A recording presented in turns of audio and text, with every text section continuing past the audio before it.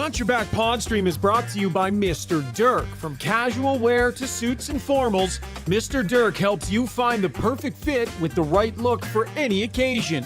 Step up your wardrobe at mrdirk.com.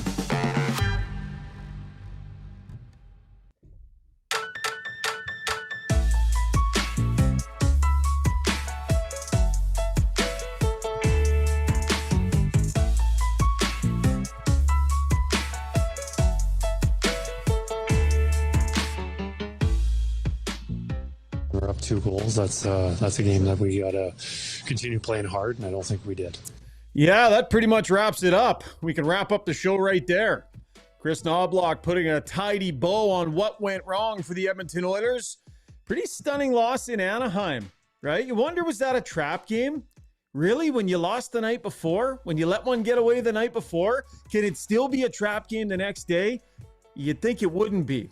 Nonetheless, the Oilers drop a couple of points, pick up just 1 out of 4 on their post-Christmas trip to California. Welcome to Got Your Back, everybody. Thank you so much for tuning in, whether you're listening in podcast form on a Monday or you're joining us live on the stream tonight on YouTube and Twitter and Twitch. We appreciate you, and we are glad you're along for the ride. Jason Strudwick is standing by. Chris Saboon, you doing a fabulous job at the controls, as he always does. And our show brought to you by Play Alberta. When you gamble, use your game sense. Play Alberta makes it easy to set deposit limits, time limits, and more, so you can play casino games and bet on sports safely, securely, and responsibly. Most importantly, everything you need to know is available at playalberta.ca. Coming at you from our Adrenaline Diesel studio out here in Sherwood Park. Now with an online store for all your diesel truck parts needs. Check them out online at adrenalinediesel.ca. So for those of you joining us on the live stream, you showed up on time, you were here, you were ready to go. Struds, just a couple of minutes late, not a big deal, buddy.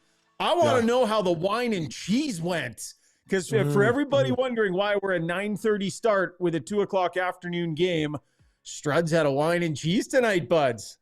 Yeah, there's a couple things I won't sacrifice for this podcast, and one of them is wine and cheese party. I love a charcuterie board as much as the next guy. So charcuterie, you call it what you will, shocker. And I can't say no to it.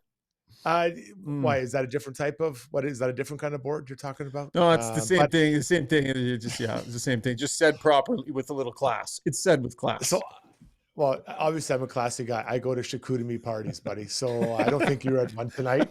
So yeah, I can't say no. I can't say no. So the winter schedule really screwed me up, right? So I got there and I love it. The bread, the meat, and the cheese. I put perfect mix, and that's what I enjoy as a meal tonight. That was my supper. Zuby, where do you stand on wine and cheeses, bud? I always felt like if I was ever super wealthy, and it's not going to happen, but maybe I win the lottery. If I was ever super wealthy, I feel like my big indulgence would be cheese, would be like crazy, because you can go bananas with cheese. Nope, that's a strange way to put it, but you can go crazy with cheese. There's so many different varieties, and it can get crazy expensive. And so I like it. I like the idea. I'm not in circles where I get invited to wine and cheeses, though, as a thing. Listen, I don't want you guys to make you think that I'm rocking around Edmonton with Daryl Cates, and that's whose charcuterie platter I'm having. I like a good Balderston cheese, right? I don't need some expensive crackers. It's a concept, though, right? It takes me back to when you're like 10 and your mom gets home from school and she presents you with that meat, a protein, a cheese, and a carb, right? The cracker. And wine? Your mom gave you wine after school? No, she wouldn't. No, only on Fridays. But it was amazing. Like I love it. I would drive anywhere. For that kind of party. So I loved it. It was just absolutely delicious. And then they brought out some nice Lindt chocolates after. Talk about a classy party. Nice. They don't give those things away. So that's cleanser, kind of what my meal was. Yeah, just to freshen things up, right? So delicious. Mr. Casual says Struddy looking shiny from all that greasy meat in his system. Yeah. It's a third meat, third cheese, third cracker, or I tend to lean towards the bread over the crackers. Again, just personal preference. Doesn't mean I'm better than all of you, which, I may be, but it comes down to bread over cracker, Shocker. That's how I operate. Really? You go bread? You'd rather have bread with the cheese and the Yeah, wine than a I quality would. cracker? Really? That's right. And I love crackers. I Interesting. love Yeah, yeah. crackers. Yeah. Triscuit crackers are delicious, although not popular on the charcuterie board. Wheat thins, but I just like a Love nice wheat thins. baguette cut thin, so thin I could barely Yeah. see it. Like in Kramer cuts the meat with the meat slicer. My wife and I went Mm. to, before we went to a Christmas party and before we went to one of the wineries here, and we just had a glass of wine and a charcuterie board, and we ate so much of the lady came back, and I felt like we were underserved bread, and she came back and was like surprised. Do you guys need more bread? Like, it was like, yes, we need more bread. Look at all this stuff that's left, and we're out of bread now. So I guess you might not be able to tell it from my physique, but I'm a bread guy too. You're a carb guy, hey? Yeah. A fan of the carb. Strud, are you a guy that do you pay attention to the pairings? Like a specific type of wine that goes with a specific type of cheese? Are you aware of the different types of wines? Do you swish it around in your mouth and do you sniff it? Do you give it the whole thing that people do? I get the sense that many of you view me as an ultra classy guy, which wouldn't be wrong, except when it comes to the wine and cheese party, I actually drink beer. I don't really love wine. So I Yeah. was pairing it with a classy lager, I believe, from they may call it the Bud Light. So so I was, but I slow played, right? Just 2 beers because I want to enjoy the charcuterie board more than anything. So yeah, I'm not a big wine guy. I'll drink it if you come over. If I come to your house and you want to serve wine, yeah, I'll drink it. But yeah, I'm not a big, no. So everything you asked, the answer is no, Shagar. No. All right. Peter Matichek says, there's Jeff McDonald. Nice glass of red wine pairs well with another. Peter Matichek's on a different wavelength. He chimes in, is Jeff Skinner going to get waived? Is that on the table here? Wow. We'll get there. Oh, We'll get there, early. bud. There, Sunday night pod, garbage game. It's a loss. Figured we'd take a little bit of time and dig in to the meat and the cheese and the wine. But I guess, Struds, we should probably get to breaking it down, courtesy our friends at Alberta Ram Dealers. Take a look at these amazing trucks. Love the Ram 1500 DT Laramie Crew Cab. And right now, the Drive at Home holiday event is here and it's still on. Get up to $13,600 in total discounts on that 2024 1500 DT Laramie Crew. Go check one out. Take for a test drive. Brand number one in quality, it has been rated. Tried to ad-lib that, didn't work. See your local Ram dealer today. Stick to the scripts, man. Stick to the scripts. Okay, Struds, I mentioned it in the opening. Like, when you lose the day before, the idea that it's a trap game disappears, I think. And I thought that the Oilers showed up ready to play. And they got themselves a lead, and then they got super proud of themselves, Struds, and just quit playing. Turning point, 2-0. McDavid breakaway, doesn't score. And I'm not going to lay the entire loss at his feet, but if he scores to make it 3-0, the Ducks are probably like, it's not our night, guys. Yeah, this isn't it. We don't have it tonight. But because I felt, and feel free to chime in here, guys, not just Shagar and Zuby, but the listeners. I think that after that, the Ducks are like, hold on, these guys aren't Superman. We can beat these guys. Our goalie just stare down, arguably the most dangerous offensive weapon on the planet for hockey and stop them. And I thought that after that, the Ducks picked it up and they started going, they started coming. And from that point on, I recognize the Oilers held the lead again for probably another 20 minutes, probably, or I guess even longer than that. I guess it would have been, another period and a half, let's say. But I think the Ducks carried the play. I thought they carried the play. So that to me was a massive turning point in the game. If he scores, I truly believe it's good night, Irene. Yeah. And, I was critical of McDavid's play the day before. I didn't think he looked very good in LA. Didn't even have a shot attempt. I thought he looked way more on it early on in this game. He came out. He wanted to shoot the puck. He was looking off Draisaitl in his prime spot over on the right side, cocked and ready to go to shoot through a screen. McDavid never does that. He clearly came out with the intention to shoot the puck and try and generate some offense. I thought he was way better early. And the power play is part of how the Oilers got themselves out to that lead. But that's a great pickup and a great point by you, Struds, on the breakaway. And so the turning point kind of happens. Anaheim digs in a little bit. But this is the thing, man. The Oilers they started making some really bad mistakes and big ones. And, some of them rooted in some of the D, like Ty Emberson. That might be the worst play defensively off a rush that we've seen all year on this team. Like that was, and we've given lots of flowers to Ty Emerson on this show this year. Good player. That was hot garbage and a critical mistake. And then Cal Pickard didn't love the goal on him there. Yeah. So, it's funny. Like you look back pre-Christmas, let's go back. What do you want to go back? 12 games, 13 games prior to Christmas. It would be hard to say that there was multiple games in a row where I felt that there were some pretty basic breakdowns by this team. And, going back to yesterday afternoon in LA, and then today, there were pretty significant breakdowns that to me were very avoidable. And you're highlighting one there with Emberson. I think there was one where Darnell Nurse can't get in the shooting lane. So instead of getting his body in the shooting lane, he actually puts his stick in the shooting lane and tips it, which is, that's when Darnell gets in trouble, where he's trying to do too much. You just let that puck sail in. Pickard makes that save. And again, I'm not laying at the game at his feet as a loss, but the McDavid miss, the Emberson misplay, the tip by Darnell, like you start going down the list. And it's like, everyone was involved in this loss today. There was really very few people who didn't either not contribute enough or contributed to the loss. And that's kind of what happens when you start losing games especially today, to a team that you probably should win, on paper.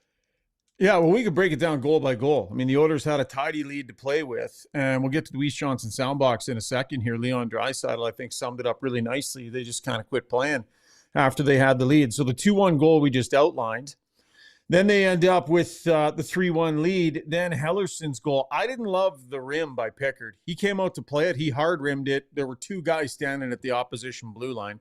So that's just a turnover, right? Anytime your goaltender plays it and the other team has it next, goalie hasn't made a great play with it. So I didn't love that from Pickard. But he got back to his net. He got set. And then you outlined Darnell Nurse's mistake there perfectly. Go to the 3-3 goal. Sorry, can I just chime in there? Yeah, go ahead. So if a goalie doesn't hear a call, from his D-men, he's going to hot rim it, right? So I believe it was Darnell was standing right there. Leave it. And maybe Darnell said, I don't know, I wasn't there. I have no idea. But if the goalie doesn't hear it, he's going to hot rim on his strong side. And that's exactly what he did. So the communication there, right? And that's just a little breakdown between forward and D. That's very correctable. Just leave it. Yes. And just to clarify, you're saying rule of thumb is if a goalie doesn't hear a command from his D-man, like don't goalies come out all the time and just take a look around and decide what to do on their own? They're not taking a read every time from the D-man. Well, you can chime in here. Yeah. So generally speaking, happens so fast as a D-man. I'm going back and I need to direct him what I want to do because he's taking his cues from you. So if he doesn't hear anything, then it's just a hot rim. It's an on because I feel if you just keep it there, it's trouble because now he's behind the net, but I guess all the puck's there too. So the best thing is just if they're not sure, they're going to hot rim it up the ice, but you call it. So, it's play it. Usually it's kind of like reverse means he's going to go on his backhand and go back the other way. But Darnell was there. And again, Darnell may have been calling. So I'm not going to say one way or the other, but there was some kind of lack of communication there, or maybe it was just that loud in the Anaheim pond that they couldn't hear it. I doubt it. It was a raucous crowd. I doubt that the 25 fans were yelling that loudly, but that's generally how I always was under. Zuby, anything to chime in on that? No, that's if one of my defensemen wants me to make a play other than the play that I'm clearly looking at, then I want to hear a call. So if there's a clear play for me to make, I'm just going to go ahead and make it. But if somebody wants, leave it back this way. I want to hear that or else. But I wouldn't necessarily, I still might try to find a spot, kind of get it around to the half wall or something like that. Not necessarily out to the point if I'm not a super strong puck player. The other thing I wondered, because I watched it a couple of times, was Anaheim was in the middle of a change. And by hot rimming it around, had it cleared the blue line, He might have caught them in a too many men on the ice scenario with guys jumping on and guys jumping off, because I believe the Anaheim bench was the near bench to their blue line at that point. And I wondered if that was why he did that, because I didn't like that play. I was thinking, why did he do that? He just handed it to them, and then you see one player skating off and another one jumping on, and I wonder if maybe he thought, hey, you know how sometimes players will just pass it cross ice when there's a change going on, just seeing if they can get lucky. Bit of a stretch there.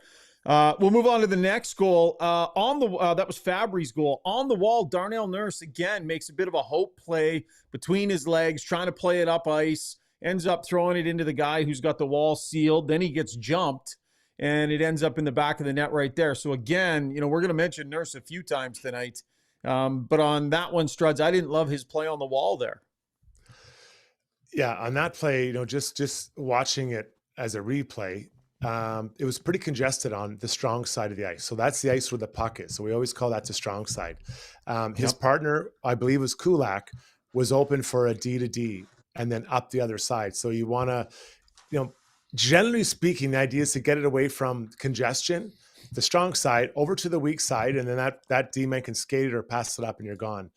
He was trying to do a trick play. I believe he tried to fake like he was going to go to his partner and then try to throw it up the wall and bank it. And the player read it. The duck read it. So, and now you're under pressure the rest of the way. So, you know, again, you know, sometimes that might work, but I think in that moment, just a D to D away from pressure up the other side would have been the smarter play. Okay, and then we will go to, since we've been breaking them down, let's get to the Strome goal. Connor McDavid, by the way, I think Nurse and McDavid ended up -3 tonight, didn't they? Yeah, Nurse and McDavid ended up -3. The power play was going. Like, that's one of the reasons why the Oilers had the lead they had. But 5-on-5, they gave up 5 even strength goals again. Well, 5 if you include the empty net goal as well. But that 4-3 goal from Strome. So McDavid's grinding it out in the corner with Terry, who I thought did a nice job kind of being elusive there with McDavid. Ends up giving his teammate a chance at a puck. Struds, and Nurse just got kind of lost when he lost the stick. He did. Yeah. I feel like there's a lot of stick checking going on there at that moment. I think that recognizing the time of the game, you could maybe, and that includes McDavid, I think he could have maybe tried to just take the body and push everyone to the corner. Now, I know that that's maybe not McDavid's game, but just sealing the player off into the corner. And that allowed a little bit of freedom for Terry and for Strome to kind of get going. And yeah, once Nurse lost the stick, he has no way of recovering there. Yeah. I guess he could have jumped in front physically, but you know, you got to get your stick picked up, and a bit of a lucky bounce, but still, like, I think just in that moment and understanding there's a minute left, or what was it, a minute, 2 minutes, whatever it was, just try to keep the game below the goal lines or on the wall. And don't allow them to get to the middle of the ice, and they were able to get to the middle of the ice. I'm going to make an observation right now about McDavid's game, and then I'll have to check the stats to see if I can back it up. Connor McDavid has stopped hitting. He doesn't hit anymore. He was one of the Oilers' more physical forwards for a little while there. He doesn't go to the body ever anymore. By the way, Ty Emberson with 5 hits tonight. The entire rest of the Oilers roster combined added another 8 for a walloping 13 on the night. It's almost like it doesn't come naturally to them. Let's get to the Weiss Johnson Soundbox. If it's time for a new furnace, garage heater, or hot water tank, Weiss Johnson is here for all your home comfort needs. Specializing in servicing your existing systems or installing new ones, stay cozy this winter. Visit weiss-johnson.com today. Hit it! Weiss Johnson, whoa. All right, Leon Draisaitl on the night. Yeah, not our best. I think we left off the gas a little bit after the first 10, 13 minutes, and kind of gave them a chance to get back into it. So, yeah, not our best. Your line mate, Victor Arvidsson, said that the team was getting away from the details yesterday in the third period. From that third period on to this game, what were some of the things that we're not seeing from this group that we saw before the break as much? I think just defending and the little things, taking care of the puck, valuing the puck. If you have the puck, you're not going to defend as much. So, yeah, just little things that we can do better. All right. We're also going to hear from the head coach, Chris Knobloch, on the blown lead? Well, we had two goal leads. I think we put in a strong effort in the third period, but we shouldn't have been in that situation to have that opportunity. When we're up 2 goals, that's a game that we got to continue playing hard, and I don't think we did. Not that Connor McDavid needs to be super physical, Struds. That's not the point I'm making. But I think we would agree there was a time. I think he was at one point, maybe last year at a certain point, leading the team in hits. Like he was fairly regularly running into guys and making that part of his game.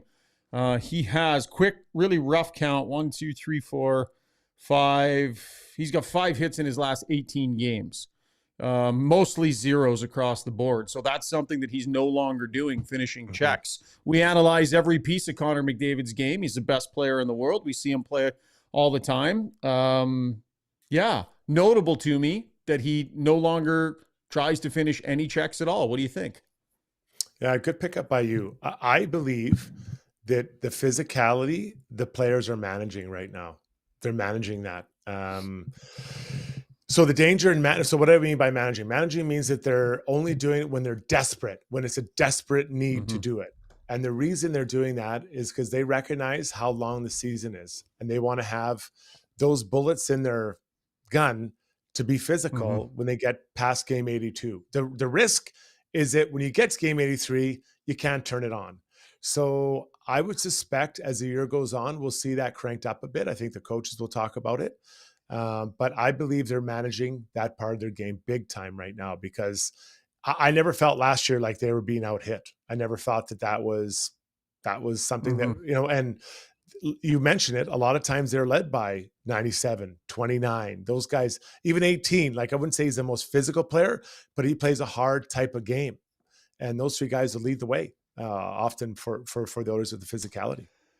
Bobo Fett, in complete agreement with you, says regular season energy conservation for playoff series, hard hockey grind. I think to a degree it makes sense. I've been on them all season long because I do think that if you all of a sudden just want to flip a switch, you might end up in some trouble if it doesn't come naturally to you. You're not used to going out and realizing in a game you're down a couple of goals, Struds, that, hey, that's a switch you can flip to go out and try and build some momentum and try and get things going. So I've been on a little bit more, I would say, this year. If they do start to turn it up, if they bring in people that maybe are a little more prone to do that, and I think we could potentially see that, them focusing on that. They certainly did with Kapanen. He's a guy that was known to finish checks. But it'll be interesting to see when they go to flip that switch, if it's there to be flipped. I think that I would trust them because they've done it before. I think that Florida's a physical team, but does anyone listening right now feel the Oilers were out hit in the Florida series? Were they physically pushed out of series? That I don't think so. I wouldn't. Yeah. I don't feel that way at all. So let's look. Well, they were down 3-0 in the series at a certain point, and you can't help but wonder if that were something that they had at their disposal, if that was a way that they could play, a way they could shift momentum in a game. Like I think maybe they went to it a little more in an effort to get themselves back in the series, did they not? Okay, so let's look at the previous 3 series. Were they out hit by Vancouver, Dallas, or they hung in there okay. I remember asking Darnell Nurse about having 4 hits in a span of like 9 games during the playoffs. So, and I was asking Knobloch about it, throughout the playoffs fairly regularly. But I don't think they were ever. I don't think if they would have won or lost any of those series, I don't think it was because they were being hit more than anyone else, right? Like I don't so let's look. They're missing Kane. Kane is a massive part of this recipe. But how many hits? So you're talking about Leon and Connor. That's fair. Let's look at some others. Ekholm. Would you say he was more physical in the playoffs than he is right now? I think so. I don't think he's getting a lot of hits in there. Bouchard, I think he was more physical in the playoffs. I think Darnell was more physical in the playoffs. I mean, just go on. Which player is being more physical than he was in the playoffs? Like, I think they've done it before. So until I see the playoffs not do it, I'm going to believe they can and will turn it on when that comes. Just for reference point here, give me a second and I'll pull this stat. So the Oilers right now are dead last in the league in hits per 60. They are at 13.36. I'm going to quickly go to the 23-24 playoffs. And we're going to check their hits per 60. And they were 29.4 per 60. So they were 29.4 per 60 in the playoffs last year, and they're at 13 in the regular season right now. That is a stunning drop-off. Okay, so hold on. So what were they during the regular season last year? Okay, regular season, they were middle of the pack. Give me half a second. I'll pull this. Let me guess. So I said they were 13-9. They were 13-9 this year. Yeah. They were at 22-6 during the regular season last year. So that's 10 hits fewer per game. Yeah. Yeah, or 9. Depends how you look at it. But so Kane is worth what? 3-4 in there? So now it takes you down to 5 or 6. Yeah. Holloway is probably 2 or 3. That's enough. Now you're down, down 3 or 4. So, it's the team, and then Leon and Connor themselves, right? Just those two guys. But they added Pod Coles and they added Emberson. Yeah. They're not as physical a team as they were in the regular season last year or in the playoffs. I mean, that's just the numbers just show that.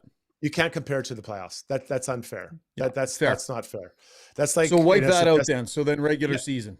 Just it has to be, because playoffs are so much more physical for everybody, not just Oilers, for every team. So it's an unfair comparison to the team. But regular season is fair. But Kane and just so Holloway would make quite a difference, I believe. Mm-hmm. Yeah. Yeah, well, it'll be interesting to see what happens as they come down the stretch here, and if they up that in an effort to sort of change that narrative. You make some great points, Struds, and I'm going to let you have the last word on that one as we're going to move on here.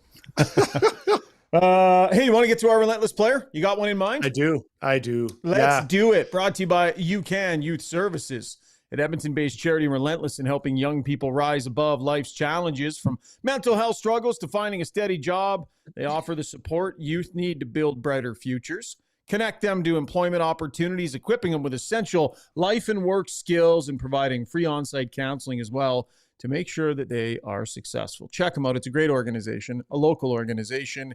Visit ucan.ca to donate today. Who are we going to go with, buddy? Yeah, this is probably going to come out of a biz surprise, but I'm going to go with Calvin Pickard, who made 28 saves on 32 shots. I thought he played Okay. Let me just defend it before you come out. And I'm looking for a challenge here. I thought he made some really important saves today for the Oilers, and a lot of challenging saves. The team defending by the Oilers wasn't as sharp as it should be against a team that does have some skilled players. So for that reason, I believe Calvin Pickard, with 28 saves I know it's a 4-1, 4-2 game. 5-3. 5-3. Yeah. Well, I'm not counting the empty netter, right? But right. Yeah. So I'm going with Calvin Pickard. I thought he was. He gave the Oilers a weird chance, letting in 4 goals. Yeah. So I'm not going to pin this loss in any way, shape, or form on Pickard. I'm not. But I thought he played a role in the first 2 goals of the game going in. So the first 2, okay, for that. Well, I didn't love the rim, bud. I didn't like that play. Point. But his D-man tipped it by him, right? His D-man tipped it by him. Oh yeah, no, I mean right. I'm not faulting him on the goal. His teammate tipped it by him, but it's like Evan Bouchard turns a puck over in the corner, and 4 seconds later it's in their nets. Yeah, we talk about turnovers from defensemen, right? So to me, the goalie goes out and plays it. If the other team has it next, something's gone wrong. And so I'm not blaming Pickard. I think he was good through the rest of the game, and I know what you're saying. He made some good saves. He battled, and he did his job in there. He's not the reason they lost, but I don't think I'd have him up for any awards. But I love it. That's why we have you do the Relentless player of the game. I'm glad you challenged him, because I wasn't 100% sure, but I'm willing to stand by this one. Yeah. Well, I don't expect I will ever change your mind on anything on this show, Stress. If it happens, it will be an absolute first. Starting over at 61 says Pickard stopped the shots he probably shouldn't have and let in the ones he probably should have stopped. Yes, good chime in there. Starting over at 61 from your casita in Mexico. Okay, let's get to our YouTube poll show, shall we? Brought to you by DeBoer's Golf Shop and Fitting Center, helping you play better golf since 1999 with their TrackMan fitting bays, instruction, after-work sales, support, golf merchandise, and clothing as well. Go down, check out their Pro Shop style atmosphere, 5311 99th Street here in Edmonton. Go see Scott. Oh, look at that. There you are, Zuby. Go see Scott, TJ, Al, and the fantastic crew down at De Boers. What do we got today, bud? All right, well, I haven't actually put this in yet, so folks won't have a chance to vote yet. I'll finish it up while we're in the break here. But the question today is going to be, we'll try something different. Maybe results come in a little differently. So the question is, looking ahead to the Oilers' next 6 games. We got Utah, Anaheim, Seattle, Boston, Pittsburgh, Chicago. How many wins for the Oilers in those 6 games? We're going to break it up like this: two or fewer. Choice number 2 will be 3 wins. Choice number 3 will be 4 wins. Choice number 4 will be 5 or more, 5 or 6, obviously. So run down that opposition again, Struddy. Utah, right? The Oilers should be grumpy after a couple losses here. They should be pissed. So Utah, you would think. Rematch against Anaheim on Friday. They're going to remember tonight. They'll be sour. Then they go back-to-back. Tough turnaround. They're home Friday, on the road in Seattle Saturday. So a tough back-to-back, but it's the Kraken. Then you've got the Bruins, the Penguins, and the Blackhawks. They got to get 4, I would think. I think 4 is the floor, not to rhyme too much like Dr. Zeus, but I think that is honestly, I think the next 2 games are locks. Because you're right, they're going to be pissed off. New Year's Eve at home, you're fired up. And then Anaheim at home again, fired up. And then a bit of a wild card there in Seattle, right? I mean, just a bit of a tough turnaround there. But so I think you start 2 for 3. Then after that, you get 2 more out of 3. And maybe you get even a point out of something else. So I think at least 4 is the floor, buddy. Yeah, they should be pissed. This was a garbage road trip. This was. You can't, the team gives you 4 days off. They give you an extended Christmas break. And you come back and you get 1 out of, you lose to Anaheim, one of the worst teams in the league. Yesterday they didn't play as well as they needed to. They grab a point, but it's a garbage road trip coming off of the break, and they should be angry coming home. This team has a higher standard. Big picture, it's the first time they've lost back-to-back games since November 16th and 18th. So let's all just pause on that for a minute. This is not a big deal. The Oilers are still an excellent team overall, playing excellent hockey. They've sputtered out of the break here. It'll be interesting to see how they rebound and if they get control of their game, Struds, because, 8 goals against, 9 if you count the empty netters in a couple of games here for a team that defensively had been really good. That's not so good. No, and I think that those 4 days, and I kind of made mention of it last night, is that long-term, it's a very positive thing for the team, but short-term, it's not great, right? But you know what else you said? You know what else you said last night? You're like, I think it's great. They still pick up a point in LA. They'll grab their win in Anaheim and head home with 3 out of 4 points. You had it booked. I did. Well, I said, if they were to do that, that would have been a great outcome. But, short term, it hurt them, obviously. I could not imagine not practicing for 4 days and having 1 practice in 2 games back to back. I like to practice. Now, I wasn't a top player, but I felt I needed to have those touches and play and skate. Mm-hmm. So after 4 days, if that was me 4 days, I would have been at the outdoor rink every day, just bagging myself. And not because I was out of shape, but just to feel it, right? Just to feel it, dangling 10-year-olds at the Twilliger arena. And the moms too, hey Zuby. How do you play when your mom comes to watch you, Zoobs?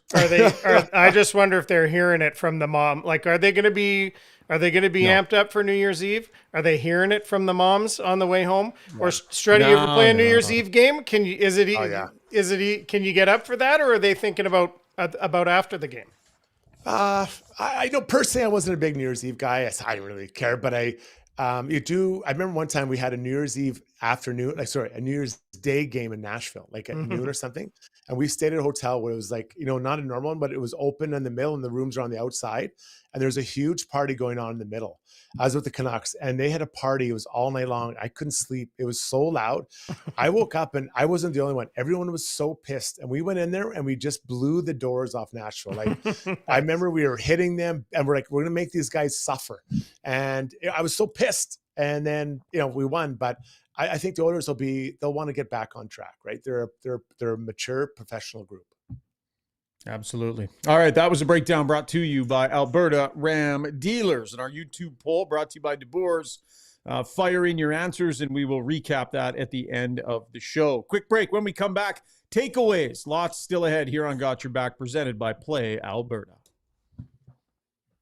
So at Timberhouse, our guiding philosophy is naturally inspired living. We believe that through design, we can solve problems and enhance people's lives. We follow biophilic design principles in all of our builds to incorporate natural materials, natural light, to enhance all the spaces in a home. When you have your space perfectly reflect who you are and what you value, and it's made well, we think that that just leads to better living.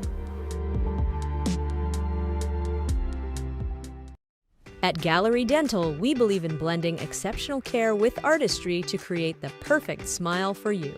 From routine cleanings to advanced cosmetic procedures, our team is dedicated to providing top-notch care in a relaxed and comfortable environment. With state-of-the-art technology and a passion for perfection, we ensure that every visit is a positive experience. Join the Gallery Dental family and let us help you achieve a smile that you'll love to show off. Contact us today at secolanddentistry.com.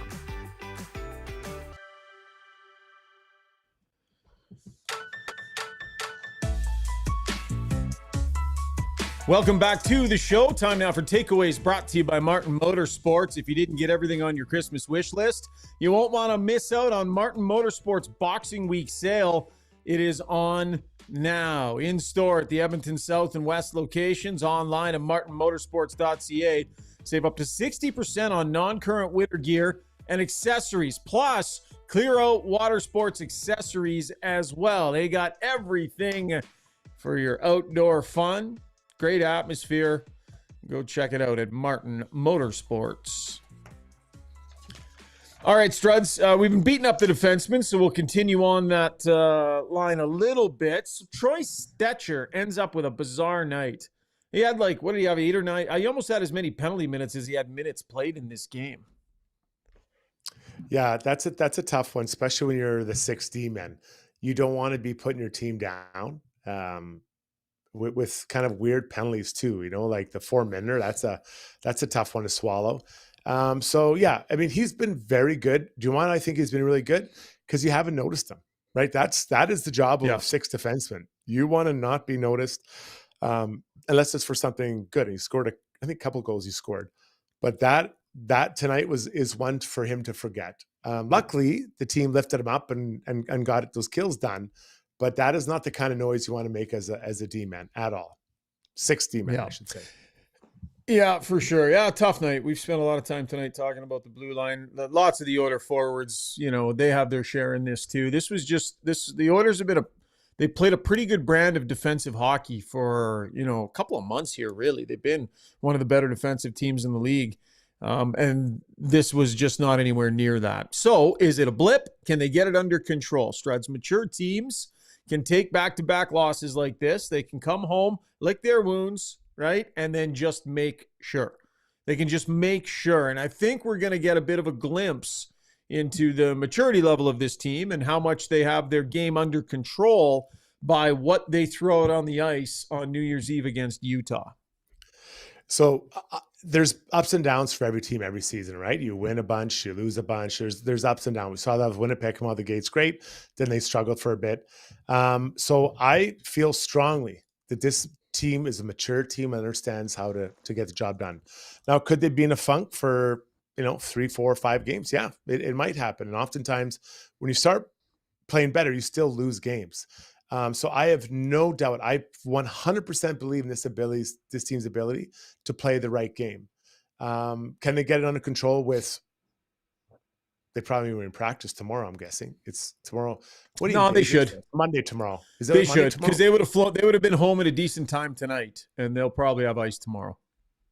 So their day off. Oh, so their day off would be Wednesday. Yeah, that makes sense. Okay.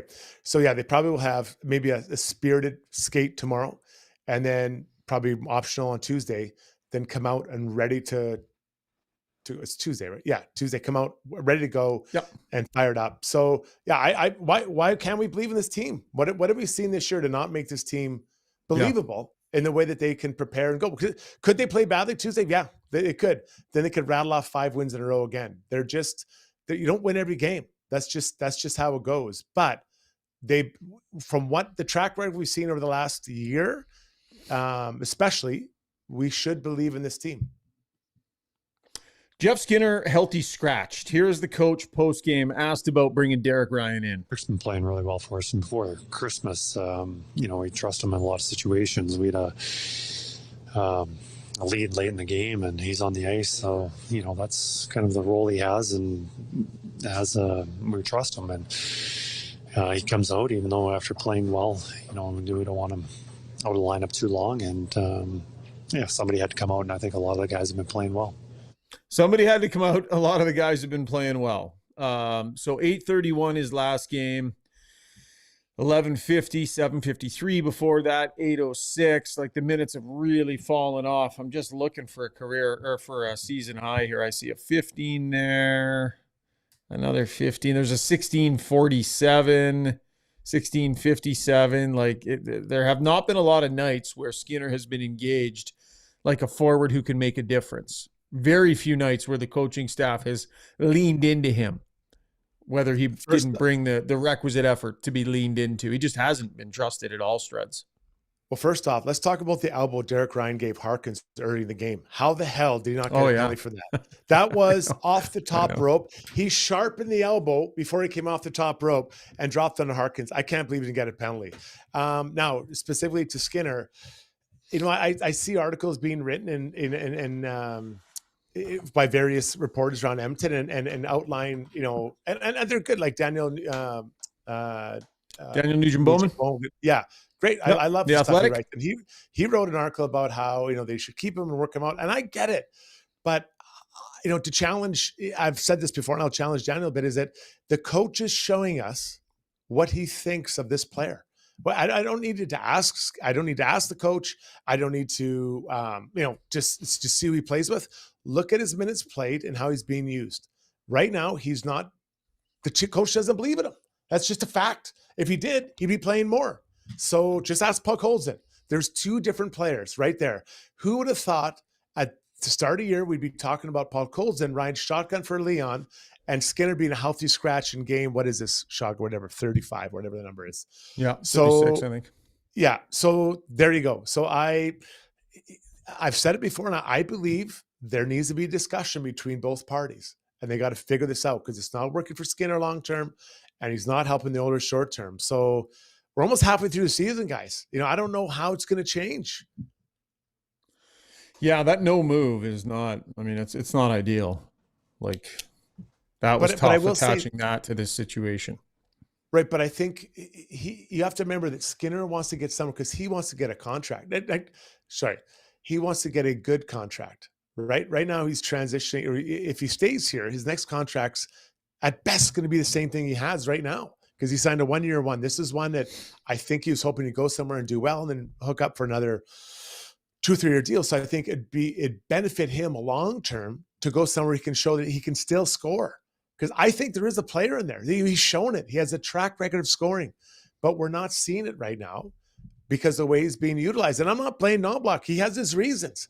And for the most part, how many things have Knobloch done? Can we challenge him on the way he's deployed players? Really, how many? Great point by you. So maybe Holloway, Broberg, but things worked out pretty well. They got him to Game 7 of the finals. So, you're really going to sit here and we're going to pick, nitpick all these little things. So for he's seeing in something or not seeing something in Skinner that he wants or doesn't want. Okay. So I'll play devil's advocate a little bit on the strategy. Okay. And this one I'm going to do more for the conversation than because I believe this. I gotcha. Yeah. But so we have Skinner who has a history of being able to score some goals. We have long-term in a location and a sudden change of locations, which we know can really throw players off. And often it can take a really long time. So he's got to figure out what Knobloch wants, and he's got to start playing the game in a way that Knobloch can, in good conscience, funnel some more responsibility to this player. But Struds, think about Connor Brown last season. Think about what an unmitigated disaster that was all year long. And then think about what Connor Brown figured out how to do in the playoffs for the Oilers. He's a veteran player that gets it. It was a tough year, and he was good when it mattered. Jeff Skinner's never had the chance to do this. He's got to be so hungry to play meaningful playoff hockey. I wonder if Jeff Skinner's attitude is, I'm not playing. I'm getting scratched. This is ridiculous. Get me somewhere where I'm going to actually be able to play and earn my contract for next year. Or if Jeff Skinner is thinking, I'm on a Stanley Cup contending team, I had a chance of potentially playing a Stanley Cup final this year.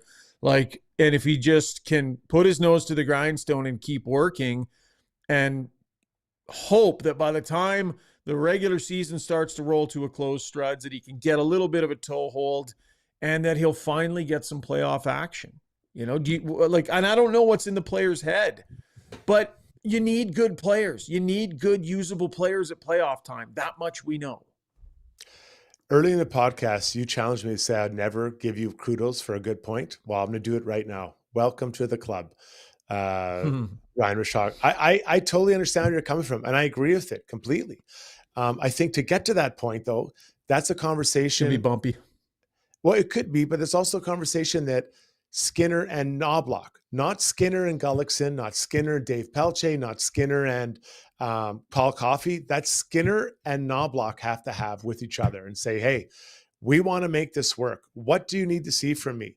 And then I think Knobloch can say to Skinner, how do you function best? How can I help you the best? Because I think your point's well made. There's tons of upside on this player. There's no doubt he can score. He's got skill. There's tons of it. And let's just say they trade him away. Are they going to get a similar guy with that much upside back? I don't know. I don't know if they will and what the cost is going to be. Because they're probably going to have to just, like I made the point the other night, it'd be a 7th round pick you're just getting because someone's taking him on. And I keep forgetting, I always forget the guy's name. Shogger, help me out. Remember they traded from him from the Rangers and he scored a massive goal for like Desharnais or something or not Dave. Which Desharnais was it? Was it Desharnais? A little center. And remember he scored the massive goal, I want to say either at the end of the game or in overtime. And he didn't do anything else. David Desharnais. Yeah. David Desharnais. Yeah. And I don't want to minimize, he was an NHL player, but he didn't do anything when he came to Oilers except that one goal. And I think that one goal it was a big one.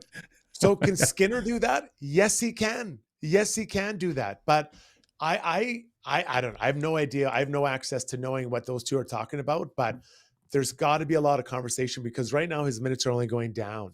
And maybe he's trying to break him down. I have no idea, but he's capable of more. And I believe he's on the power play. He's on the penalty kill. He's just only getting 5-on-5 minutes with players that probably aren't what he expected to when he signed with this team. Yeah. He's a freelancer out there, man. He creates opportunity for himself. He's on his own program a little bit. I think he really was at the start of the year. But I also know how much changing locations can affect a player. We've seen it a bunch of times, and it takes a while for them to get their head around it. Being bought out, like all that kind of stuff. I mean, he's kind of been through it a little bit here. So I just can't help but wonder, like, yeah, sure, get traded, go somewhere else, like waive your no trade, and they'll move you on. But I can't help but wonder if the Oilers aren't going to try and put some sort of a plan in place to salvage this. If there doesn't need to be a bit of a rock bottom moment, maybe today was it. And then from there, you've clearly got his attention and you just try and rebuild it. And you've got some runway between here and the trade deadline to try and rebuild it. And if you can't, then fine, you do what you got to do. But it feels to me like Knobloch felt okay with letting this thing sink as far as it had to sink.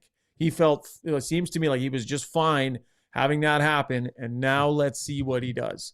Let's see if there's a pathway to, I don't know, see if they can salvage something here. They did with Connor Brown last year, different person, different player, but they did. And you're 100% right. And that's a really good success story to draw upon, right? An experience that Knobloch had with the player. A little bit different though with Brown being hurt the year before, right? So, but fair. I wanted to work with Skinner. I just think there's a guy there who can score on shots that not a lot of people can. And he scored a lot of goals in his NHL career. So those guys are valuable come playoff time. Last year, if he was playing well in Game 7, could he have found one more goal for the Oilers, especially with Kane out? I'd love to think he could.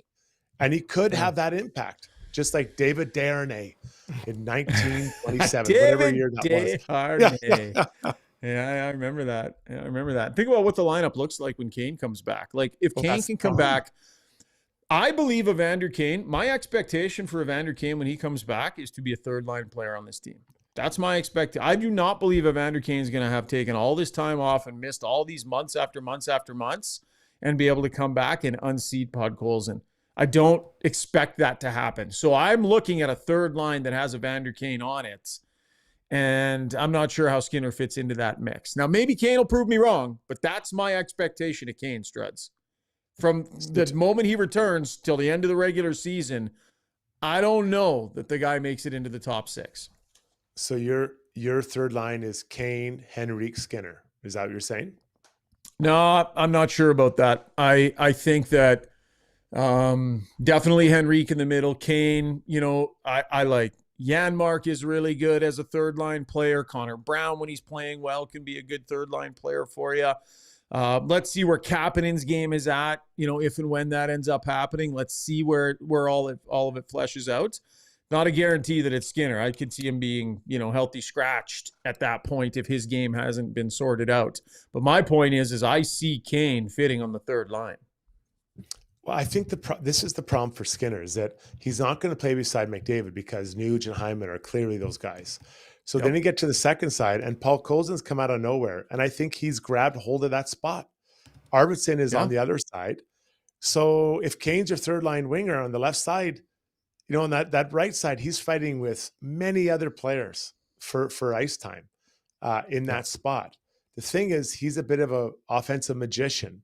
Henrique's a very smart player. And then you got Kane, who's the wild card, who can shoot and score. So, if that line could work, that's a pretty decent line because your fourth line now is it Philp and Janmark and Brown? Perry, Ryan. Perry. Perry will be in the mix. Yeah. You got quite a line. So yes, the problem I have when I go back and think of Skinner is where does he fit if he moves up? And if he goes up, who comes down? It's Podkolzin.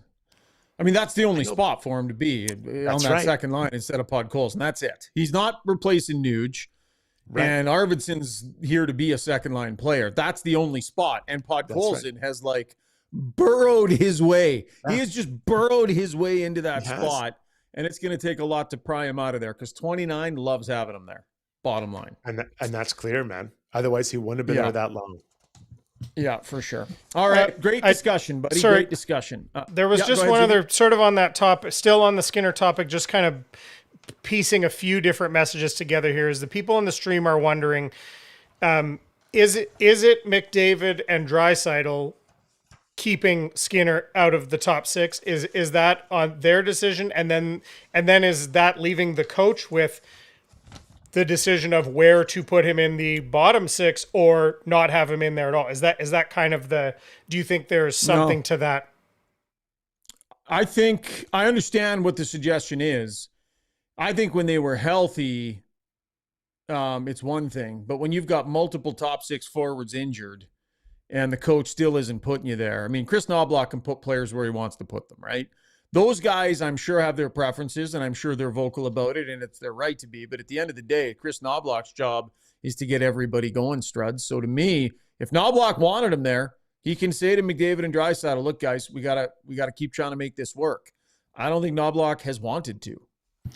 It'd be a pretty rare thing for a coach to flat out and say, do you like playing with Ryan Rishaug or not? They can say, no, we need to help you get this guy going. You can have conversations, but it's a dangerous game when you start allowing players to pick who they want to play with. Now, they might say, how's it going with your line mates? Then you kind of throw it in and that's his chance to kind of chime in because they are the best players and they see things that maybe you don't see as a coach.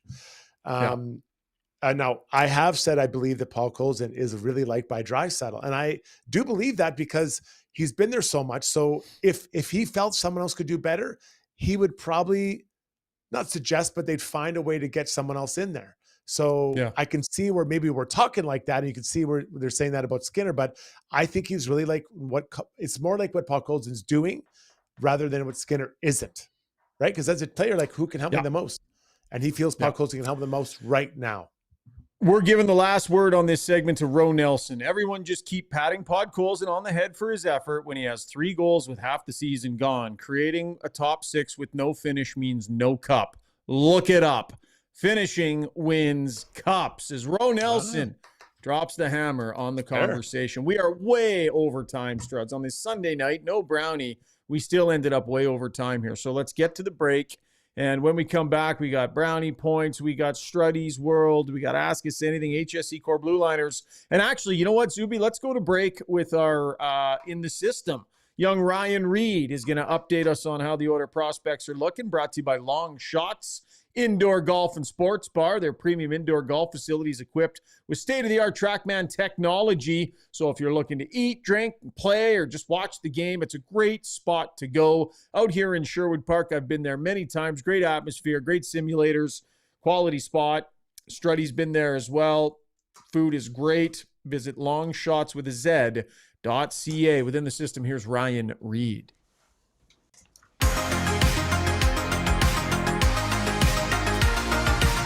The Bakersfield Condors secured a thrilling 5-3 comeback win over the San Diego Gulls on Saturday, fueled by 3 third-period goals.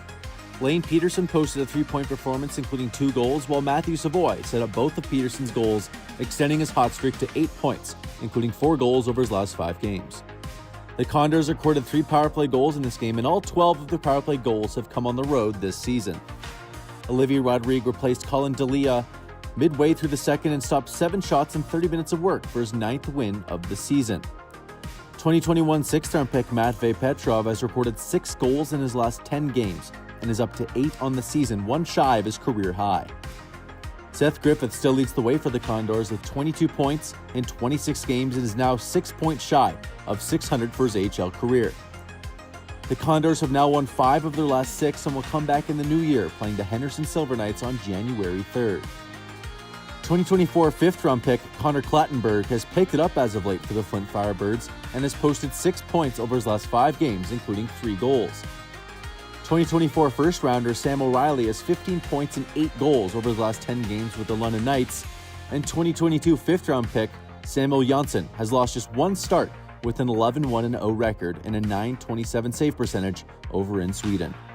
I am Ryan Reed, and that's what's happening in the system.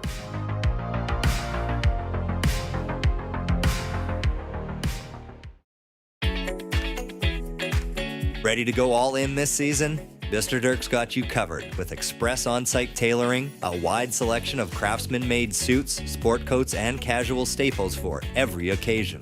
Score big with Mr. Dirk. We've always got your back. Visit us off White Ave, south of 102nd Street, or browse online at mrdirk.com.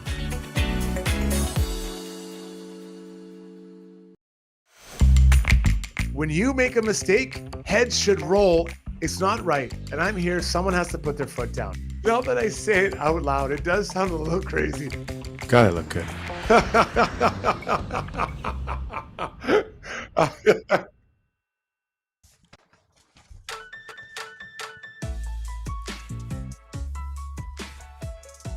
All right, time now for Struddy's World, brought to you by Timber House Developments. Need a little extra space for the in-laws? Timber House Garden Suites are absolutely perfect for keeping them close, but not too close.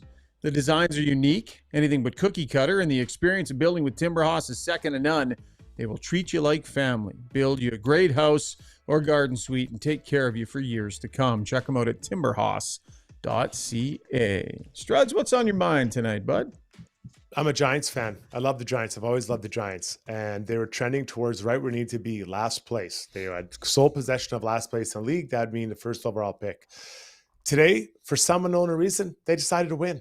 Why win the game? It doesn't matter. Yeah, it feels good. You want to get your only win at home of the season, make your fans feel good. You know what makes them feel good? Getting the first overall pick. With this win today, they now, guys, have pushed themselves to the 5th overall pick from 1 to 5 for no reason. A game that no one cares about, no one remember. In less than 3 months, no one remember that. I know there's people who are going to say, they're professional athletes. They got to try to play. I agree. I was on bad teams too. I try to win every time I can. You know whose job it is to help you lose? The coach. Someone's really good. Pull them out. Put a different coach in there. Drew Lock had 3 touchdown passes in the first half. Yank them. Put someone else. Put the water boy. Find a scout, a mascot. I don't care. Your job is to lose. You're supposed to lose. No one cares if you win 9 or sorry, if you win 2, win 3, win 4, but now they have the 5th overall pick. This is a failure organization.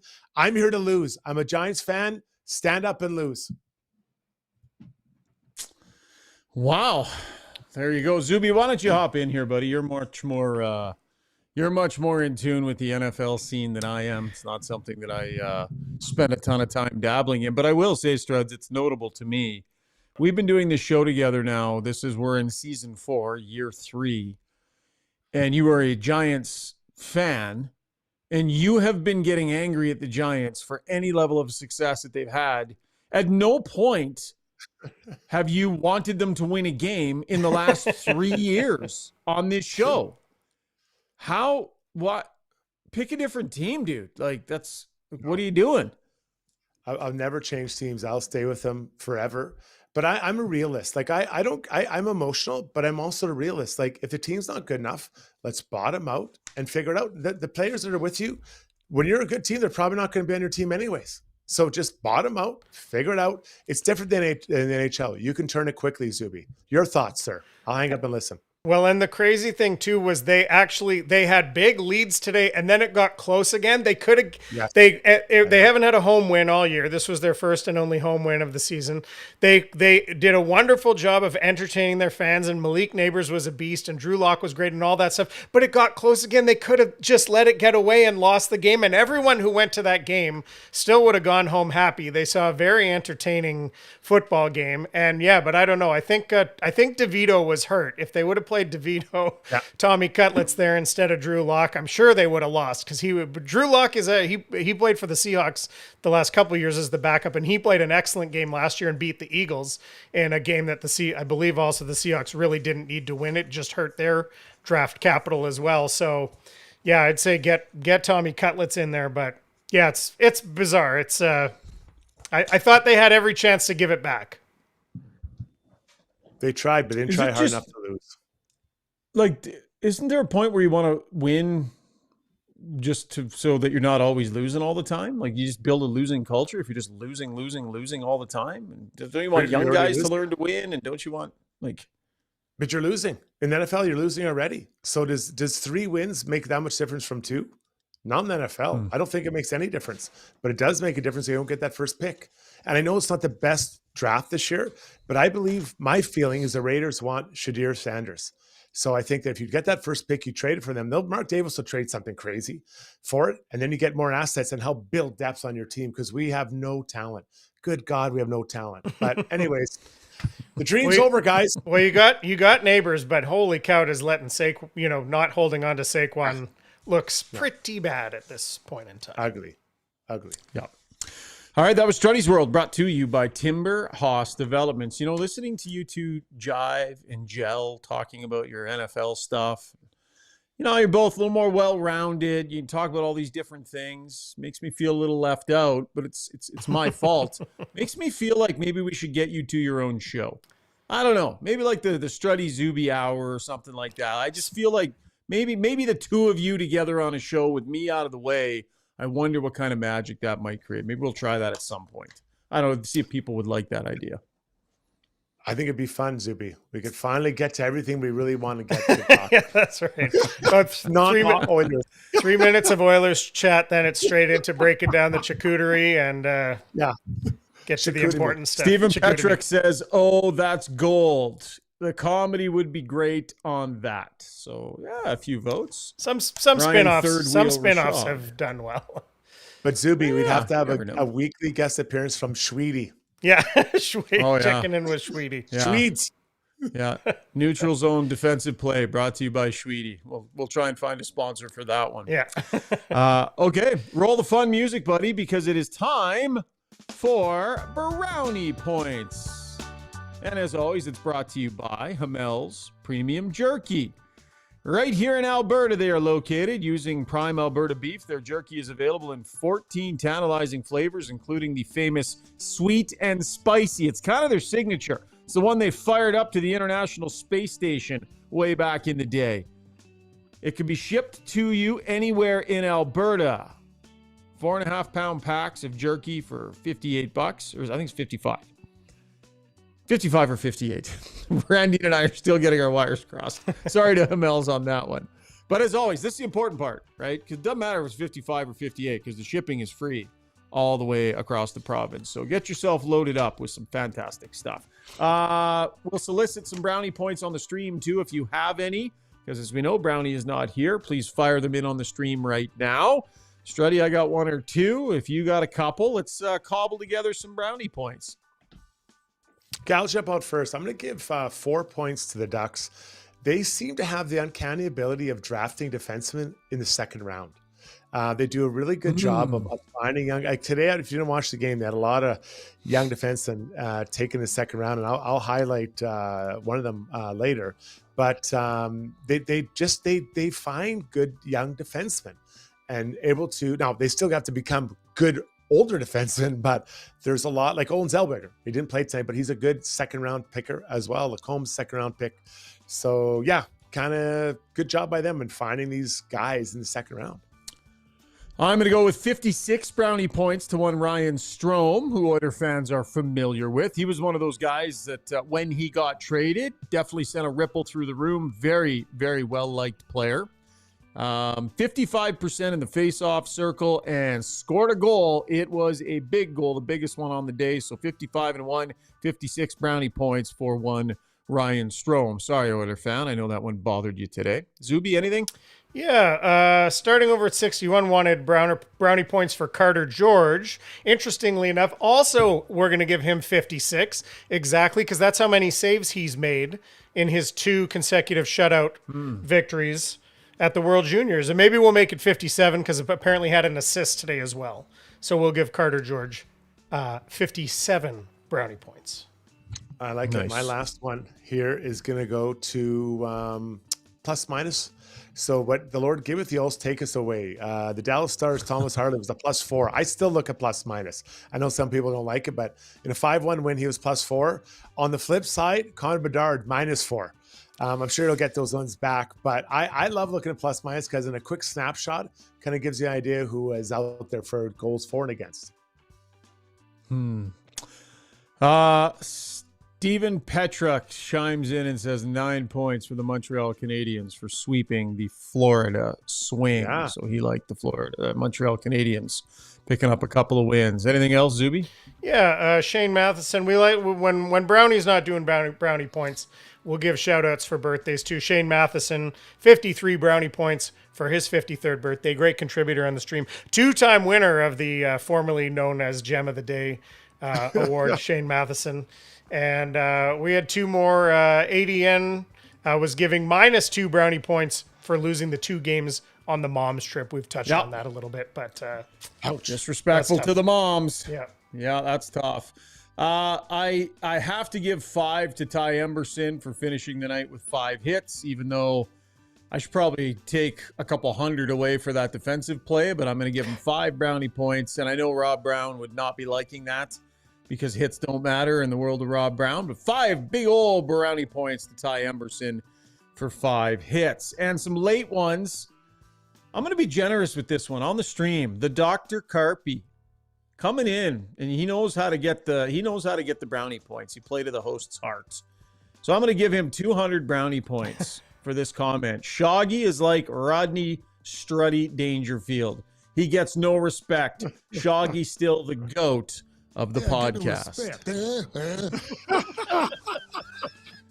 I'll take it. Thanks to Dr. Carpy. That was brownie points brought to you by our good friends at Hamel's Premium Jerky. Was that the end of them, Zuby? Yep, that's all. Wrap it up. That's all. All right. Before we go to break, Struddy, grab the scoreboard, buddy. There was lots of action around the National Hockey League, and it'll be brought to you by Canadian Club in honor of the founding year of the CC Distillery, 1858. The all-new Canadian Club Classic 18-year-old high proof comes in at 58%. Woo! Highest proof Canadian Club Classic to date of full-bodied whiskeys with aromas of caramel, toffee, spicy vanilla, and rich oak with the butterscotch finish. Struds? Okay, troops, 9 games today. Interesting one. Ovechkin comes back last night, scores an empty net goal. Tonight they lose 4-2 to the Red Wings. Ovi gets another goal. So 2 goals, 2 games, 17th goal of the season. So for the Great 8. Closer to home, Vegas beats the Flames 3-0. 37 shots by Vegas. So pretty good night in the pipes. But one's empty netter. So pretty good save there. And then the Kings beat the Flyers 5-4. Pretty important win for them. So they pull, a couple points clear of the Edmonton Oilers in the race for second in the Pacific Division, buddy. All right. Yep. Oilers still very much scrapping away there. Like 1 point on this road trip. It's not going to help their cause trying to close the gap on Vegas or, trying to, grab the LA Kings. But they got a stretch of 6 games here where it's not the toughest quality of competition. So we'll see how the Oilers can do making some of that up. That's our scoreboard brought to you by Canadian Club. Quick break. When we come back, core blue liners and taking a lap, as well as Ask Us Anything. Lots more ahead here on Got Your Back, presented by Play Alberta. Specializing in heavy-duty commercial truck powertrain repair, performance, tuning, and part sales, Adrenaline Diesel's professional team is ready to assist you with all of your needs, from the simplest oil changes to engine conversions, overhauls, and engine modifications. Featuring an all-new online parts store and machine shop to manufacture, replicate, or repair parts, visit adrenalinediesel.ca.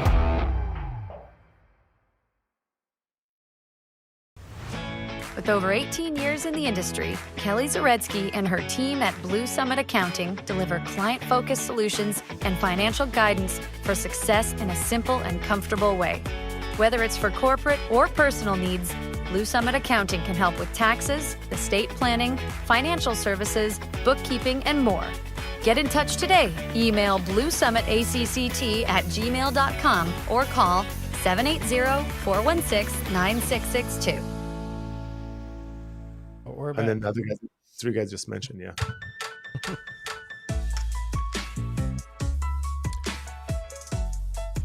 Time now for our core blue liners, brought to you by HSE Core Services. If you're a small to medium-sized business, they have your back when it comes to health and safety compliance, creating and managing a tailored health and safety program that meets all legislation and core requirements. HSE Core supports client operations every step of the way. Visit www.hsecor.com. Struds, you just talking about during the break how many young defensemen the Anaheim Ducks have, and one guy you wanted to circle today. Yeah, it's pretty usually when I pick these teams, the players for each team, it's pretty clear, but they have so many young players. And I wanted to do Olin Zellweger tonight. He didn't play today. So I defaulted to the next guy, Jackson Lacombe, a second rounder, another second round, like Zellweger, like Drew Hellison. They got lots of them in their group, and you may never heard of him. That's fair. He's only played 101 NHL games. Left shot guy, 6'2", pretty big. I believe he's second unit power play. Usually Zellweger's out there for the top unit, and Zellweger can move around the ice.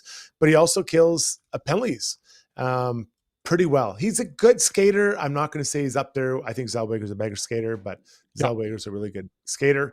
It looks to me like they're trying to groom him like kind of like do everything kind of guy, like a penalty kill, like a second unit power play. I think, maybe first, second unit penalty killing, trying to get those minutes in there because he plays quite a bit. He jumps up in pretty well, not as much as some other young defensemen I've seen, but he jumps up there pretty well.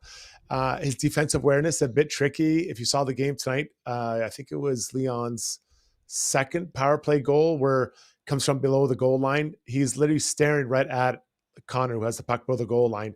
Puck goes from Connor right onto Leon, and before he even knows what's happening, the puck's in the back of his net. So young he was right there. Yeah. That's what they do. So, I think there's something there. They've got a lot of young teammates, so it's really a dogfight for those young guys to figure out where they fit in and can they fit in comfortably. So it makes sense why they would have traded Drysdale for Cutter Gauthier, because they got so many young D-men behind him in the pipeline. Yeah, good point by you. I look at his minutes played. So he played a game against Utah. He was 25 minutes. It was an overtime game. He was almost 26 minutes. Where they really pushed him. And it wasn't a game, so he didn't have any points in that game, but obviously he played really well. So he's a young guy that can munch up some minutes. He's got decent size as well. And just another one of those pieces. The Anaheim Ducks are interesting, man. Like, I don't know. How far away is this group, buddy? It feels like they got some really nice pieces. I mean, Gauthier is a nice piece. McTavish is a nice piece. We'll see what Zegras ends up turning into here. What's that? Carlson. Carlson's Yeah. the guy. That Yeah. he, to me, if he comes through as a true number one center, I think everything falls into place. I don't think Mason McTavish is number one center, and I whatever you can come at me, but I don't think he's number one center. But if Carlson can be that guy, and McTavish is maybe your second, yeah, it might be something there, right? And then some of these young D men punch through. They got to figure out the back end. But yeah, it feels like they've got like kind of half the puzzle solved, and we can't quite see what it looks like yet. But you're like, I think if I squint, I can see something here. This Ducks team. Yeah, like one of those 3D pictures. You're sort of looking at it, waiting for it to appear before your eyes. I like it. It's the first time you taste something. Like, I think I like the way this tastes, but I'm not sure. I'm gonna have to eat more and see more. So I think there's some work to be done here with this team. But if you squint, you might be able to see something. All right, that was Core Blue Liners, brought to you by HSE Core Services. Lots going on out there as well. We'll touch on the World Juniors here as Canada. Whoa! All right. What was that? Jeez, is my signal okay? I'll Yeah, tell you you're what good. that You're is. good. That was this. This literally just fell off my wall and smashed down. That could have been ugly. Is that the schedule? Is that the whiteboard? Oh boy! Oh no! Schedule. Just a big no. question mark on it. All right, where were we? We were getting into Taking a Lap, brought to you by Acon. Over 150 years in the construction industry.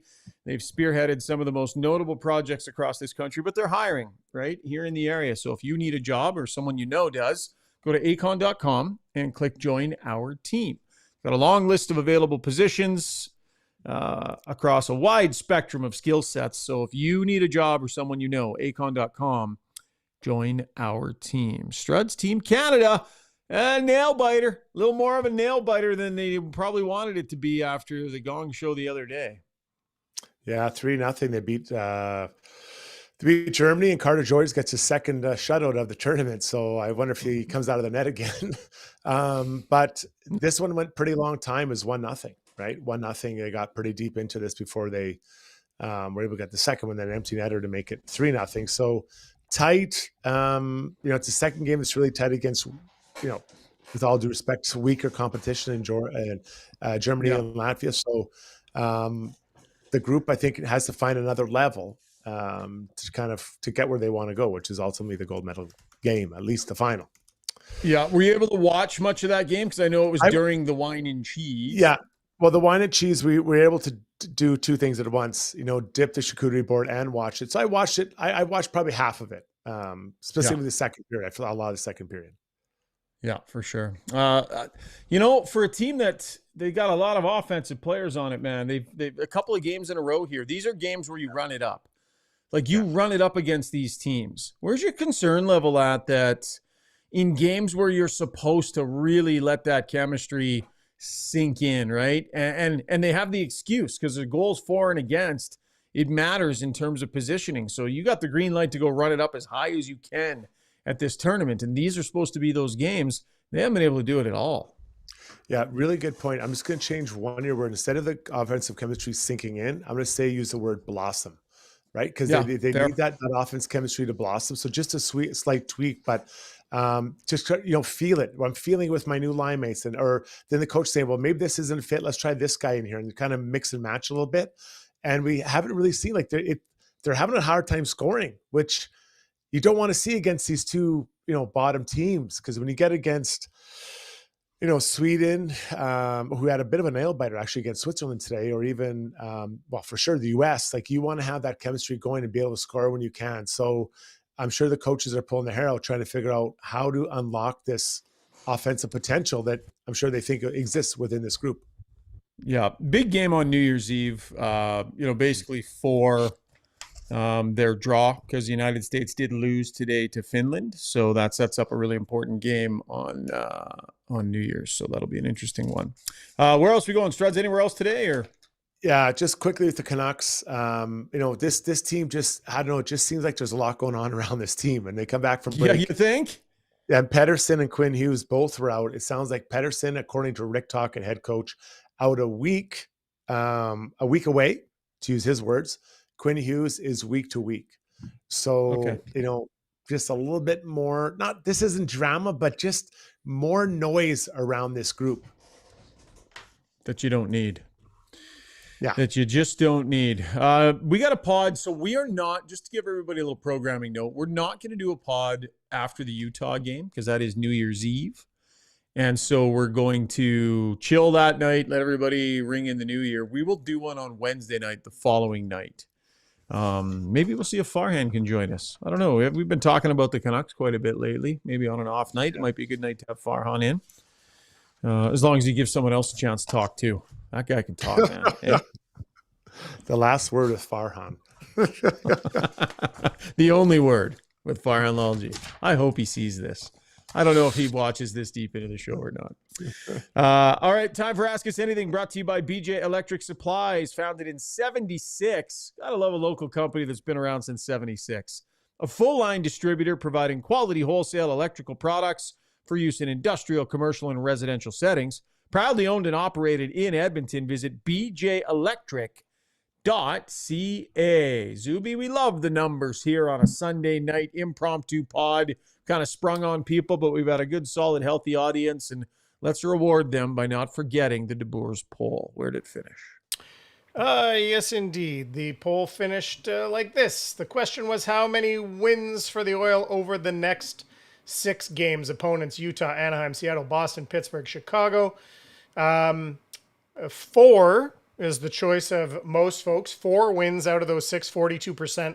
5 or more, 36% of the vote, believing that's where they'll end up. 3 was 16%, and 5% of people actually think that they'll get 2 or fewer. So, 130 plus votes on the stream, and some people, I guess, maybe pretty soured by this weekend's events. 5% of the people, anyway, think it's going to go bad. But that was something's going to have to go monumentally wrong for the Oilers to win 2 or fewer of those next 6 games, considering their opposition. What else we got, Zuby? What are the people saying?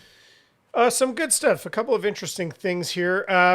Jonathan Joyce wants to know, what do you think about using the nuclear option versus an inferior opponent? Shouldn't they trust rolling their lines will prevail in the end? Referring to, of course, the fact that we saw 29 and 97 put together for a good chunk of tonight's game. Struddy? Yeah, I don't like, I got to be careful how I say this because it seems like I changed my opinion. I feel like it's a desperate move. When you play an inferior team, you should be able to roll all 4 lines as is and get the win. So the first 10 minutes it was there, and then they weren't able to get it going. So you're looking for a nuclear option, literally, to try to get over the top. And I think it tells you that the team isn't playing well enough when they put them together. So they did it in the third period, right? Yeah. In my notes here, yeah, I've got in the third period 29, 97, 18. It was their second period was, it was a garbage period. So Knobloch made the decision in between periods. Third period, tie game, need to get the win, make sure, salvage this road trip, go to it. And I don't necessarily blame them in this instance, Struds, because I didn't like their game in that second period at all. And back-to-backs, I think you're just looking for the points at that point. Long-term, yeah, they got to work it out on their own lines, all that kind of stuff, be damned. They just needed to try to do their best to get 2 points. And so we went to it. I didn't have so much of an issue with it. Okay, Thaddeus Stewart says, how does a head coach address a room of professional athletes after a performance like the last 2 games? There's a couple ways we can go with this. How do you think Chris Knobloch addresses it, or how do you think it should be addressed, or what have you experienced personally, Struds, in this kind of scenario? Well, oftentimes there's 2 ways, right? One, I believe Knobloch would go in and just say, guys, we know we've got better than this. We're better than this. Let's move on. But then you maybe have a younger team or a team who's not self-aware, and then you got to come in and be a little bit more stern and kind of get in their face and say, hey, this isn't acceptable. This team, this group of Oilers, they know what it takes to win. They know how to win, more games than they lose. They didn't have it tonight. Yeah. Did you see Draisaitl at the end of the game? Did you see the shot of him saying something to Knobloch? So it was after the final buzzer. Draisaitl stood up and you can see he was kind of, and I can't read lips. And I'm not even going to project any sort of tone onto this at all. But he definitely turned right to Knobloch and said something like, this was brutal or something like that. I don't think he was chirping him. I don't think it was negative in any way, shape, or form. It was just interesting. Draisaitl looked super not happy, and he had something to say at the end of the game, and he said it. And then I listened to his whole post game. He was good in his post game or whatever. But I think it would seem to me, Struds, like the messaging is that's not us. And here's what went wrong. Just get back to, I don't think Chris Knobloch is going to make this into something more than what it needs to be. This team has earned more than for this to be that big a deal, in my opinion. Trust your leadership group. Trust the leadership group to address it. And the leadership group doesn't have to be Connor or Leon. It can be Darnell. It can be Matthias Ekholm. It can be Nuge. It could be any of those. Henrique, right? Let's Kulak. Let some of these other guys. Hey, we've been playing well, but we've got better than this, boys, and we know it. Right? They know. This group knows. All right. Oliver Lawsome Tossum, good name. He's all over Nuge. He says RNH has 5 even strength points with 18 and 97 this season, and he was disappointed that there was negative talk about Podkolzin in the same breath. So what are you seeing from Nuge? What do we need to see from him? Is that alarming, that statistic? We trust that it's accurate. Schauger? Yeah, I mean, where are we at on Nuge this year? He's the 3-phase player. So when the power play is going good, he gets his. Didn't start great this year. It's been going a little better. At even strength, I haven't loved him overall for sure. I think in some ways, Struds, you talk about players conserving energy a little bit during the regular season right now. I feel like Nugent Hopkins, in some ways, it's a little bit similar. Like, I don't really view him as killing himself to find it during the regular season here. He's taking what's coming to him. He's doing his job, but it hasn't been a particularly, it's been a pretty mild year from him. And I think he's definitely deserving of, some criticism that even strength there hasn't been a bit more meat on the bone there. I remember talking about Nuge a few years ago. Like tonight, he didn't have a shot on goal. And I felt that Nuge was taking, he was playing too much outside the dots. I think he's got to work his way more in between the dots and get shots from between the dots now. I don't have the stats in front of me. I'm sure someone has collected all of them and how many slot shots he's had and stuff, but not often do I enough see Nuge get inside the slot and then take those shots from there and to get a chance to score. And it's a pretty simple way of looking at the game. But when you're getting inside there, you're working to get in there, and then guys are going to find you with pucks, and hopefully you're going to get shots off. So Connor. Yeah. Go ahead, Strud. Sorry. No, go ahead. No, go ahead. I was just going to supplement that with, you saw Connor McDavid take the puck and drive hard to the net tonight, right? Like hard around that D-man. I'm sure other fans were like, yeah. Well, I would ask you, when was the last time we saw Ryan Nugent-Hopkins drop a shoulder and take the puck to the net? When was the last time we saw Ryan Nugent-Hopkins like picking his ass up from a raucous mayhem in front of the net because he went to the net with reckless abandon and, there was somebody got knocked over and he ends up in the crease or in the back of the net or, the thing we see Hyman do every single game. And I know that's not necessarily his bread and butter, but a little bit of that I think is definitely in order to be a little more engaged, hey? Yeah, and it just starts from getting between the dots. There's collisions, things happen inside there. And I think when he's at his best, he's playing more inside the dots. And that's pretty much every player who's ever played hockey. Yep. But I just think he can get there more and be more deliberate in getting there more often and give his line mates more options for shots. Great point. A few more, Zuby. We talked a little bit about Evander Kane earlier. Gord Parchewski adding, we don't need peak Evander Kane. We just need a healthy, effective, and physical Kane. And does Kane coming out there or whatever, does the timeline for his return, does it spark something else in the other guys too? If he comes and brings that physicality, that maybe it even encourages a few other hits up and down the lineup? Oh, he gets you emotionally involved. I do believe it because he's running guys running around and then they get mad. So they start running you. Then you get mad because you're getting run by these other guys, right? Like, I think there's a bit of a domino effect there. But the swagger that he brings to the ice surface Not that the Oilers are lacking confidence, but he does bring an attitude that we've seen him neutralize other players. And I think it hurt him when they lost him in the playoffs last year. In that final series against Florida, how would he have looked against Bennett healthy, or Kachuk healthy, or player XYZ healthy? Yeah, he ups the temperature out there. Great point here by ADN, says Kane's also out there chirping. He drags some people into the fight with him because he's always kind of looking for it a little bit, and other people can't help but get some on them. I also think Struds, he's not a guy that's afraid to walk into that room and look at some people and go, hey, like, can we please get a little soil on our sweaters tonight? Like, I think he's willing to do that, which I think this room probably, responds well to. Stephen Petrick says, curious to see if Knobloch will make any changes. What do you think this roster is going to look like for the next game after with the Skinner benching and whatnot tonight? What's he going to come back with? We know Skinner's going to start in net. What else? Yeah, so he's not going to go nuclear option, I wouldn't think, Struds. I'd be surprised if he keeps Draisaitl and McDavid together. I think, I think you need to separate those guys. I think, would you make any changes to the top line? I don't know. I think he goes, sorry, I'll just finish my thought and then you can fire your suggestion out, Struds. I think he just kind of re-racks it for the most part. I think the top six is largely the same. Maybe we see the Janmark, Henrique, and Brown third line put back together.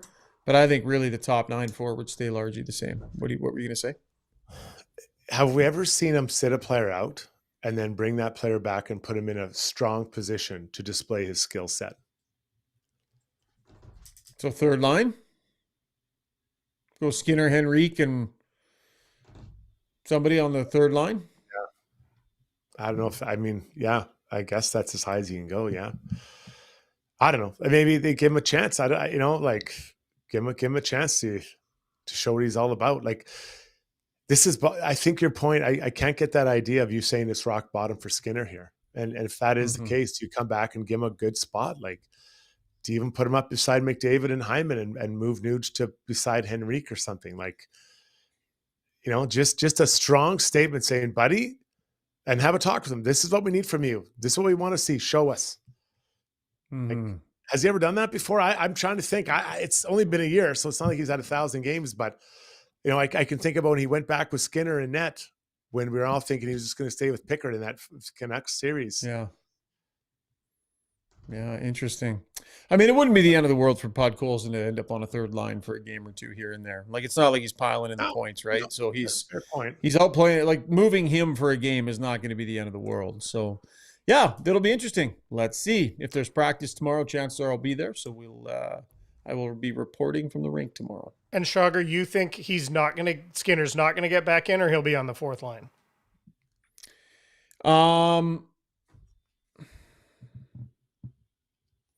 I think, yeah. Yeah, I could see him getting back in. Make it a one-game thing, then see if he can get something out of him. I don't know, it's kind of 50-50 for me. I could see it going either way, really. I mean, Derek Ryan got scratched for multiple games last week. And he was on $5.99 when he was scratched. So, yeah, I could see I could see him getting scratched for multiple games, but I don't know. I'm 50-50 on that one. All right, last word here to Bobo Fett says, much talk about investing in analytics and scouting, but off-season adds and subtractions not moving the needle, certainly in that regard. Do you think that's a concern for the team at all, or are they just worried about wins and losses right now, Shaggy? Yeah, so I think Stan was the one that needed to put that plan in place. And they did make some additions after Stan arrived. But remember, free agency was basically done at that point, right? So I think for that to take effect, it's kind of like this season, trade deadline, we'll probably see some of that in place. Free agency next year, certainly we will. The draft. I think that Jeff Jackson did a little bit of that, but I think the needle will be moved more with what Stan Bowman wants to put in place, would be my sense. And quite frankly, the other suggestion I'll make to you too is that Chris Knobloch probably has a reasonable say in all this stuff too, because I feel like he's a guy that uses a lot of that stuff and would like like it at his disposal regularly. So I could see between Knobloch and Bowman, they've already built it out a little bit. Yeah, no challenges. Something like I'm unhappy with Emerson and Paul Colson. Those guys you're not happy with. Skinner for sure has struggled. I think Arvidsson is coming. So I think you have to also look at some of the positive that's come out of it. Like Emerson's become a top 6 defenseman. Hey-o, not a bad trade. 2 claps and a hoot. Woo. Why? Respect the 2 claps and a woo. God. All right. That was Ask Us Anything, brought to you by BJ Electric Supplies. Time now for our play of the day. And that is brought to you by Gallery Dental. Take the first step towards a stress-free dental experience. At Gallery Dental, they provide modern dentistry for today's patient with the most up-to-date dentistry, sedation, implants, and so much more. Check them out, gallerydental.com. Well, Shogger, you kind of ruined it. Yeah, you kind of ruined it for me, but I was going to give 2 claps on the woo for the Buffalo Sabres for 3 wins in a row. 2 claps on the woo. Woo! Good job, boys. All right, there you've got it. 2 claps and a woo for the Buffalo Sabres. Turning it around, Struds. They're turning it around. Thank God. It couldn't get much worse. Yeah, good stuff. Am I forgetting anything? That was a busy show, Zuby. Did we get everything in? I think we got it all. We even played the Weiss Johnson jingle. Yeah. All right. That's a nice, tidy 95 minutes. Good job, boys. Struds, have a happy new year. We won't talk again before likewise. that. So, buddy, enjoy family, friends. Zuby, same thing with you, my friend. You guys got big plans? Yeah, charcuterie boards, charcuterie, whatever it's called. And I just want to wish everyone a happy new year. And you have till Friday at midnight to wish one to me. After that, I will be rejecting every happy new year coming at me. I can't wait to see those on all those rejected Happy New Years on Twitter. On X, lots of people are going to wait to send it to you. Our plans are still up in the air. I think I heard that downtown here they got an outdoor skate, and apparently they're doing fireworks at 9. They're doing New York midnight, which is good because that's late for our kids to begin with. So I think that's what we'll be doing. I haven't seen midnight on a New Year's in 7 years. I don't think. So. Yeah. Yeah, Randy and I do the 2 claps and a hoot and high five and go to bed at 10 o'clock or 10:05 on most New Year's too. So anyways, guys, Happy New Year to you. Have a great night. And to all of you listening and watching, ring in the new year safely, but have a blast. And we will chat with you in 2025 here on Got Your Back. Big thanks to our title sponsor, Play Alberta. See you in a few days.